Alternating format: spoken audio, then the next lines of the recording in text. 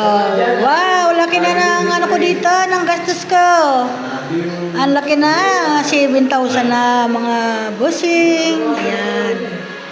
Pinaganda ko na yung akin dito, pinapaupahan at para maganda naman yung uupa kasi sinira na naman nung umupa. Ayan yung mga bakat ng mga sira. Ayan, pinagmamasilyahan ko, pinapantay ko na. Ayan, tinusisyon mo. Ayan.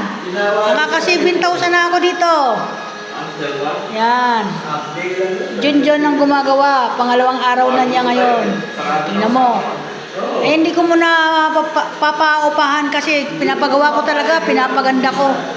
At bawal na dito yung magdikit-dikit sila ng mga bagay na mga gamit. Mayroon na kaming kasunduan dito kasi tinan mo naman yung nangyari. Yan, napunasan na nga yan. Yan, napunasan na yan. Para daw may mga langis. Yung mga pinto ng ito, mga kabinito, tinan mo nangyari, napakadumi. Yan. Yan yung pinapagawa ko dito. Sobra, ayan. Kasira-sira yung kabinet. Pati gripo, sira. At bakit tumutulo ito? John, bakit tumutulo pa rin yung gripo? Ha? Paano ito? Ganyan? Ganyan pala yan? Okay. Bakit ayaw na sagad?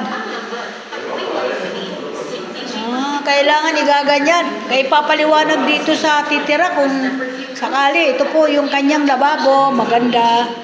Yan. Kaya ito yung CR. Marumi. Inalisan nung upahan. Sobra. Andumi. Yan ang ginawa. Tinan mo. Ito yung pinapagawa ko ngayon. Pinaparepair ko yung mga kisame. Yan. Kasi nga hindi nila nililinis ng maayos. So, ngayon, aayusin ko na naman. Pangalawang ayos ko na dito. Bawat alis ng nakatira dito, pinipinturahan ng panibago. Yan. Kaya yan. Okay, buti na lang. Eksakto ay nabakante itong bayaw ko at pinatawag ko. Thank you so much. Good morning, good afternoon sa lahat. Welcome to my vlog. Yan. Tapos na. Okay, bye-bye sa lahat. Bye-bye. Bye-bye.